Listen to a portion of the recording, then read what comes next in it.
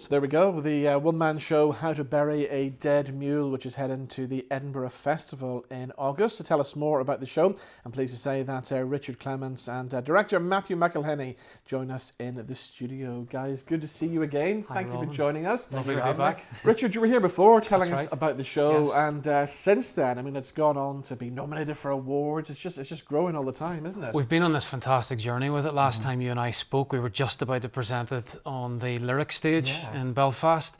We had a fantastic week there. Off the back of that, we were then nominated for Best New Play at the UK Theatre Awards. And it was always kind of my intention, it was in the back of my mind when I was writing it. I'd been to the Edinburgh Fringe in 2014, had a fantastic time. And I promised myself that I would get back there with my own piece of work. So we're thrilled to say that we're heading Edinburgh bound, start of August. Brilliant, of course. Matthew, I mean, the Edinburgh Festival, it's a fantastic event to go to every year, isn't it? It's an incredible event, and this is where we envisaged it belonging, really. So it was great to get it there. We're going with the Pleasance, which is one of the big venues at the Fringe. So we are right bang in the middle of the action. We're a great time slot, and it's just so many great shows, such an incredible atmosphere. So no, we're really looking forward to it. And it's good to see Northern Ireland being represented. I think there's 7 shows going from here, isn't there? 7 shows, yes. There's we've got a little stable ourselves, and then there's Scaredy Fat and yes, the Half Moon, the another Half play as Moon, well. yeah. So the three of us are actually in the same venue, this venue called Jack Dome, Right. which is in the Potterrow Students' Union, part of Bristol Square. Yeah. Right. And there's always been, great Northern Irish representation at the Fringe, and I think the lady who runs it, she's Northern Irish, isn't she? Yeah, that's right. Yeah. So no, But it's great to have all, there's so much talent here, to have it on that platform, and is fantastic. Richard, remind us about the story then. It's a true story. I mean, it's all about your granddad, isn't it? It tells the story. It cuts across 3 timelines. So my grandfather was a Royal Irish Fusilier. He fought frontline campaigns in North Africa, Sicily and Italy. Had a number of major lucky escapes during that time and came back from the war severely impacted. That had a deep impact on my grandmother and the immediate family. And so it looks at him on the front line. It looks at him post-war, and the action starts. He passed away in 2011, my grandfather, I should say, in a care home on the site of the old Tonic Cinema in Bangor. I'm a Bangor boy myself. I remember going to the Tonic when I was a kid. And so the action takes place there. I sort of had this idea of him conjuring up the ghosts of the past as the old cinema comes to life. He welcomes in all his fallen comrades and says, "This is my time to tell my story." So that's the best way of describing it. You were actually in Italy recently as well, weren't you? I had this absolutely incredible trip over there. My family came with me, and we made a bit of a pilgrimage out to a place in a mountainous area of central Italy called Monte Cavallo. Monte Cavallo plays a very significant part in my grandfather's journey. It was there on the 14th of November 1944. There was a unit of 6 of them, and they were walking through this area. Mines had been placed by the Germans. One of his colleagues stood on a mine. All of them were killed apart from my grandfather. He managed to crawl off with severe shrapnel wounds to his head and his leg. He carried a lump of shrapnel in his right leg for the rest of his days. He suffered hysterical blindness where he couldn't see for weeks, and a fractured leg which was then splinted temporarily in a medical hut.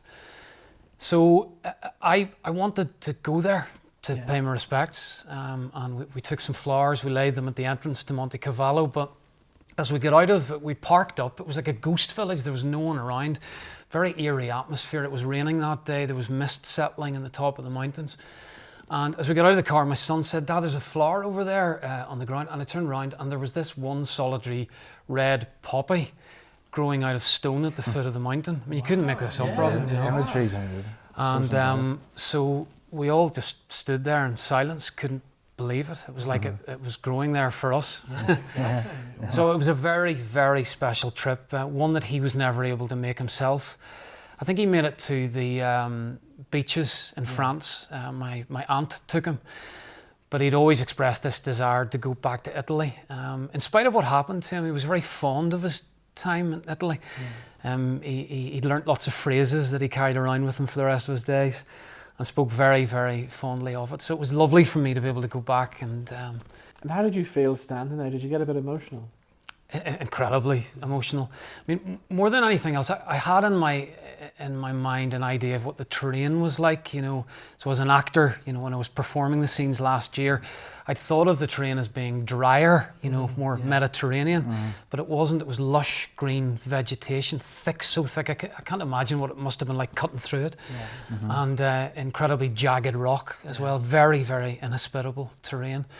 So it was incredibly emotional, but great to kind of add it to the pictures that we've been conjuring up on stage. What about directing a show like this as well? Because there's so much harrowing information in it. There's so much to get through, isn't there? There was an incredible freedom in directing this, actually, because Richard approached me with the script, and it was, whenever Richard wrote it, it was based on transcripts that Richard's mother had interviewed her father, so his grandfather, and she had all these recorded transcripts of his experiences.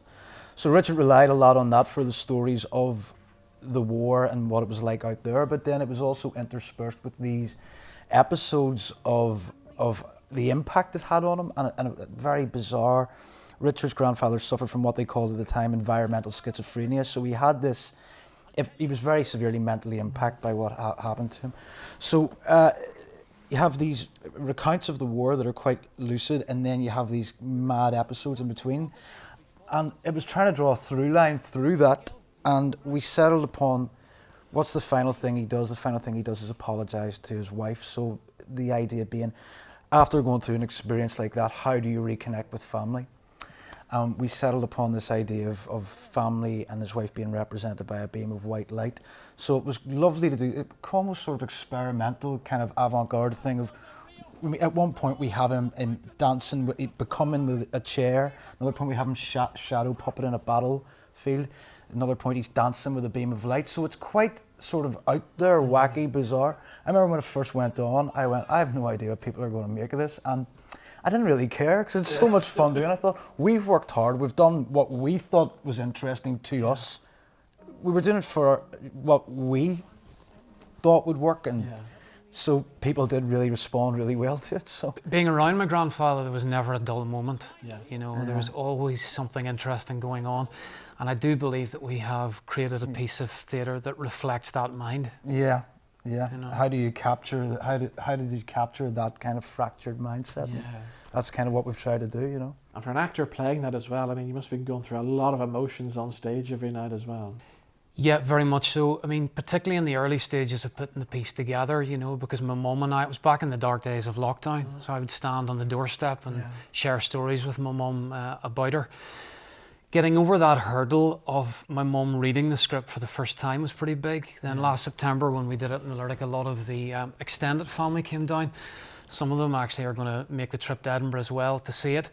What started for me, Robin, is a deeply personal story. I almost kind of feel like I've moved on beyond that now, and I'm excited to bring it to an international audience. I feel that it's a story with universal resonance, and I could take it anywhere in the world, and I think people could relate to it. I mean, particularly when we started last year in the rehearsal room, the conflict in Ukraine had kicked off. It was something that was very present in the room that we've spoken about a lot. You know, you look at Oscar winners last year with All Quiet on the Western Front, these issues are all too relevant, you know, and nothing has changed really in this area of post-traumatic stress and what that represents from back in the day when it was first spoken about to now, you know. And it is theatre as a vehicle for social care as well. I mean, it has a social impact and a social importance. We had a veterans night when we did it the last time out, and we ran a panel after from the trauma department at Queen's University, and so we had all these experts in trauma, PTSD come down, and the audience was filled with veterans, and that was a really powerful night. I mean, a lot of them, I think it was catharsis for a lot of them. So that's what, you know, theatre and the arts can do. I'd written the piece with my grandfather in mind, but then I thought, well, how are veterans going to respond to this? Maybe they'll look at it and feel that it isn't them represented. So it was lovely to kind of connect with them and realise that there was a shared bond in that story with them. But, you know, even beyond that, it's a great night out at the theatre, and a beautifully imaginative and beautifully directed piece by Matthew. It's a wonderful story, and it's, you know, haunting, moving, and in the end, I think uplifting. Right, you're on at the Edinburgh Festival between the 4th and the 27th of August. Before you go to Edinburgh, you're doing one night at the Courthouse in Antrim, aren't you? 27th, and I should say actually the Edinburgh dates are officially the 2nd to the 27th. Okay. So I'm going to add that in. Yeah. Just stick for those 2 extra dates. And anyone who can't get over to Edinburgh, 27th of July in the Antrim Courthouse. Brilliant. Yeah, we're looking forward to it. Well, I'll definitely come along and join you for that night. Brilliant. Lovely to see you Good to there. see you and have a great time in Edinburgh. Thank you Rob. very much. Cheers. Thank you.